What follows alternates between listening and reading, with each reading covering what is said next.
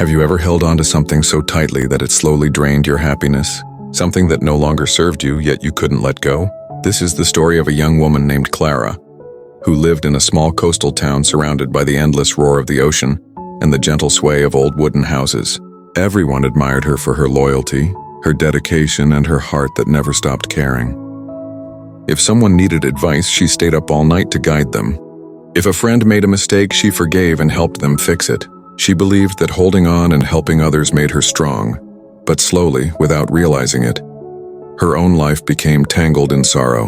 Her room stayed cluttered, her dreams were delayed, her passions buried beneath endless obligations. Every evening she returned home exhausted, her mind heavy, her heart bruised. Her mother noticed and asked softly, "Clara, why do you carry everyone else's burdens but never let yourself breathe?" Clara would just smile faintly and reply, "It's fine, Mom. One day it will all be worth it." But that day never came. One evening, a violent storm rolled in from the sea, waves crashing against the pier and wind tearing through the town. People scrambled to protect their homes and belongings. Yet Clara ran straight to help her friend Simon, whose small shop was in danger. Together they moved heavy boxes, tied tarps over goods, and secured fragile items. Her own tiny apartment, her own unfinished projects, her own dreams remained exposed to the storm. Rain soaked through her clothes, her hair plastered to her face, and by the time she returned home, everything she had been working on for herself had been destroyed.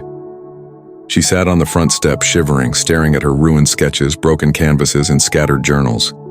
Her mother placed a blanket over her shoulders and whispered, "Clara, today you saved everyone else but forgot yourself." Something inside Clara finally snapped. The next morning, confused and drained, Clara walked to the edge of the cliffs to meet old Mr. Whitaker, a retired sailor who had lived through storms and heartbreak alike. Clara sat down beside him and said, "Sir, I don't understand. I help everyone, but I feel hollow. I feel weighed down, not from work, but from carrying people. Why does kindness feel like pain?" Mr. Whitaker looked at the roaring ocean and said, "Clara, see how the waves crash and recede? The tide gives and takes, but it doesn't hold on to anything forever. If the water held every shell, every pebble, it would flood itself. You must learn to let go." Clara listened carefully as he continued, "Your heart is precious. Protect it. Letting go isn't weakness, it's survival. For the next 7 days, whenever something drags you down or holds you hostage emotionally, ask yourself, will holding on to this serve my life, my peace, my growth? If not, release it. Only then will you find freedom." The following days felt strange, almost impossible. Friends called asking for favors. Ex-partners sent messages demanding explanations. Old grudges resurfaced. Clara felt the urge to respond, to fix, to help, to stay. But each time she remembered Mr. Whitaker's words, she took a deep breath and softly she said, "Not today, I release this." At first, guilt clawed at her. Whispers of self-doubt shadowed her mind. But slowly she began to feel something new, lightness. Her apartment grew tidy. Her canvases were unrolled, her brushes arranged. She started painting again, creating worlds she had only dreamed of.